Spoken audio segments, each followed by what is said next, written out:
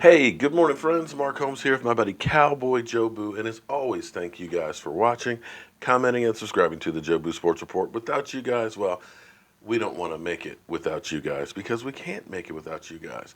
Let's get open for business here. And thank you for tuning into this morning's edition of Don't Sleep on the Dallas Cowboys, where you literally cannot sleep on the Dallas Cowboys. Things sometimes happen late in the evening, late at night, first thing in the morning, so you want to be up to speed with everything that is our Dallas Cowboys. We're in the middle of that rut, that time of year where the team and the players are broke for summer. We have less than 4 weeks away. In fact, we only have 73 days, 8 hours, 7 minutes, and 40 seconds until the kickoff against the Carolina Panthers. And I'm excited about this team. I'm excited about the season. Hell, I'm just excited. But as we go back and we look at the team, dissecting what happened, and it seems like that was so long ago that the season ended. What I always tell people is read between the lines. Pay attention to what people say because sometimes it's the way people say things or the little things that they say that will really give you clues to what's really going on. At the end of the season last year, we all wanted Jason Garrett gone. We keep looking at these teams that, 13 and 3, 12 and 4 and stuff that lose in the first round of the playoffs, or a team is expected to be great and, we don't make the playoffs. And that didn't happen. We still have Jason Garrett and things. But in looking back and listening to what players are saying, even watching All or Nothing, you start to wonder, were some of the coaches we had actually coaching, or were they just maintaining? You look at the relationship between Des Bryant and the coach. And again, we weren't there for every single practice or anything. We may have been set up for a narrative. But you're seeing a coach who seemed intimidated by Des Bryant, who was just more of trying to keep the peace. The best coaches that I ever had were guys that were in your face. And generally speaking, if they weren't on you, they didn't really think that much about you because they're trying to bring out everything that you've got.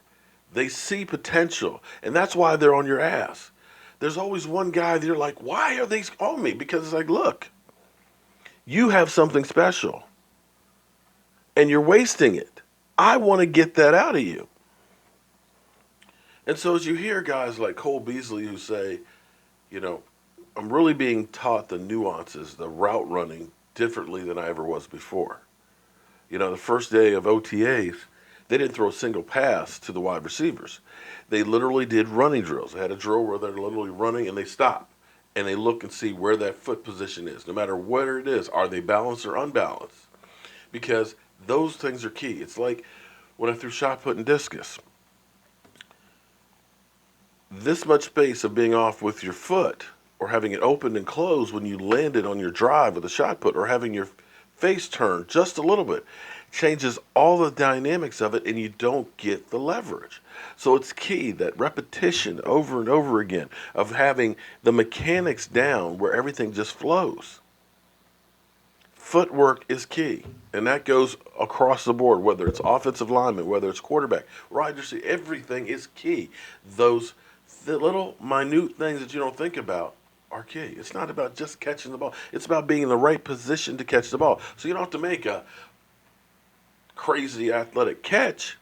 If your timing and route running is precise, the ball's going to be right where it's supposed to be in a position to succeed.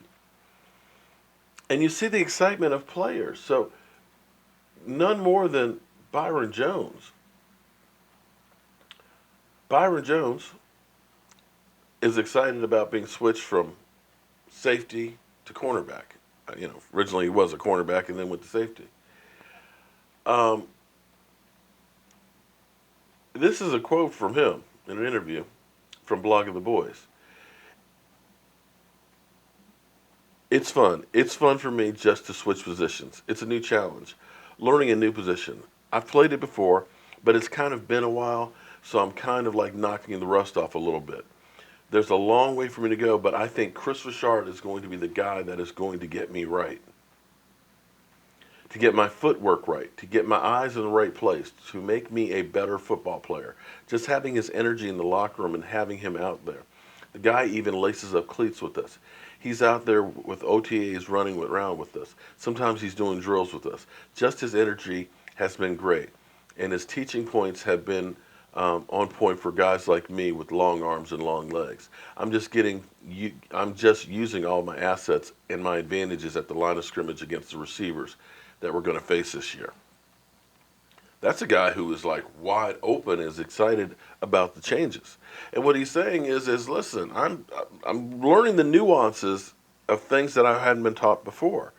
And I think that that's going to bode well, not just for the defensive backfield, but when I hear what guys are saying about Sanjay Lau, about the route running, I hear that about guys like Paul Alexander, who is, teaching the offensive line subtleties. Yeah, you got great players, and sometimes what happens is you have great players, somebody who's deemed a top 5 guy, and you just kind of say, well, we don't need to worry about him. He's already there. No. That's where you take him and make him even better.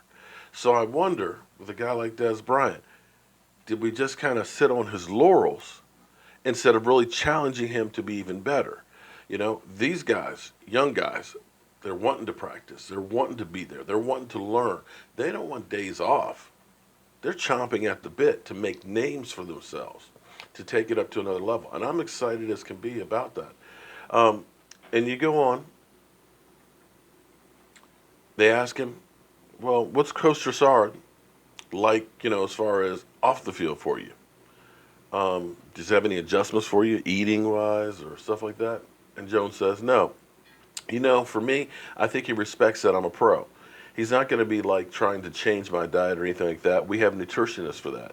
But my body weight has never been an issue. It's just about me focusing on technique that's going to make me the best at cornerback. It's about using my assets at the line of scrimmage. I think that his biggest takeaway point is he knows that I'm going to work. He knows I'm going to eat right, and I'm not going to be out there late at night. Terrence Williams. Being an idiot out there. Terrence Williams. So no, he doesn't go that far. His focus is more on technique and on the field stuff. All right. Definitely a player's coach. So that's exciting news to hear how much and how excited these guys are to play for him. And I really do think that they're going to be great. There's some comparison right now. Could Byron Jones be the next Richard Sherman? That's all praise. It's a big shoes to fill. But if that's the case, I'm happy. The fact that we're going to stop giving 8-yard cushions, that we're going to start challenging wide receivers, getting them off their route running, and mess up the timing and stuff, instead of just giving a quick out for the guys because you don't have enough time to recover with that 8-yard cushion. We're going to be challenging people, and hopefully, because the biggest key for our defense is takeaways. We've got to get more turnovers. And I think with Chris Richard, I think with the change of the guys that we have, I think that is going to come. So I'm excited about that. And my last thought for the day is there's so much talk about how bad the Cowboys wide receiver group is. They had a whole thing where they were ranking wide receiver groups and things like that. They had to come up with a new category for the Cowboys, and that was wide receiver by committee. And what I always like to do is I like to look back at the past. I guess maybe because I'm old. But you will see things that have happened before that happen over and over again. So it's not like it's new. In 2013, when our defense was historically bad, 32nd, breaking all kinds of records for ineptitude, we lost DeMarcus Ware to Denver. Jason Hatcher, after having 11 sacks, went to Washington, and Sean Lee went down. Some of the pundits out there joked about the Dallas Cowboys not being able to stop high school teams. But that defense went from 32nd to 19th. Not earth-shattering by any means, but certainly wasn't as bad as everybody thought.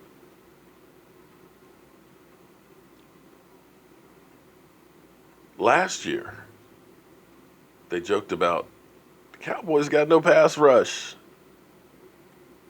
They're going to have to score 50 points a game because the defense stinks. Yet, DeMarcus Lawrence was second in the league in sacks. In fact, we were one of the higher sack total teams in the NFL. In fact, we were 8th in total defense. So when they tell us that our wide receiver core, it stinks, they got nobodies, I kind of say good. Because whenever you guys say something about us, it's usually wrong. So I have faith in them. With that being said, I got to get to my day job. I hope you guys have a great day. Keep